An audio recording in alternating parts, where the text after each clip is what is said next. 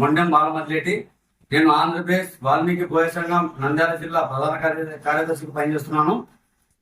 ముఖ్యంగా ఈరోజు press meet పెట్టడానికి గల కారణం ఏమంటే, మన కూటమి ప్రభుత్వం ఏర్పడిన తర్వాత మొట్టమొదటిగా వాల్మీకి ఫెడరేషన్ సంబంధించి డైరెక్టర్ 15 మంది డైరెక్టర్లు ఇచ్చారు.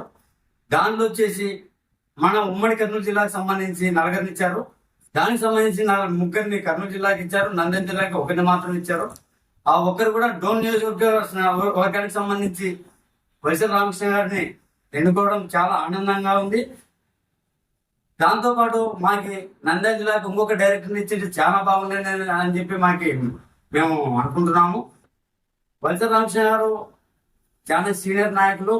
వాల్మీకి సంఘానికి సంబంధించి ఎన్నో పోరాటాలు చేశారు. ఆయనకి ఇవ్వడం మంచి శుభ పరిణామమే. దాంతోపాటు రాబోయే కాలంలో వైఎస్ఆర్ రామకృష్ణ గారికి ఒకటి విజ్ఞప్తి చేస్తున్నాం. రాబోయే కాలంలో కంపల్సరీ ఎస్టీ హోదా కోసం ఆయన కూడా పాటుపడాలని చెప్పి కోరుకుంటున్నాం.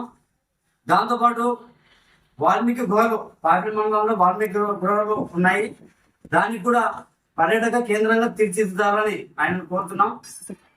దాంతోపాటు మన కూటమి ప్రభుత్వాన్ని ఒకటే అడుగుతున్నాం, రేపు వచ్చేటటువంటి అసెంబ్లీ సమావేశాల్లో మా ఎస్టీ గురించి కంపల్సరీ మాకి ఎస్టీ హోదా ఇవ్వాలని ఎన్నో ఏళ్ల నుంచి 70 సంవత్సరాల నుంచి మేము మా సీనియర్స్ పోరాటం చేస్తున్నాం. కానీ మాకు ఏ గవర్నమెంట్ ఇంతవరకు ఎస్టీ చేయలేదు.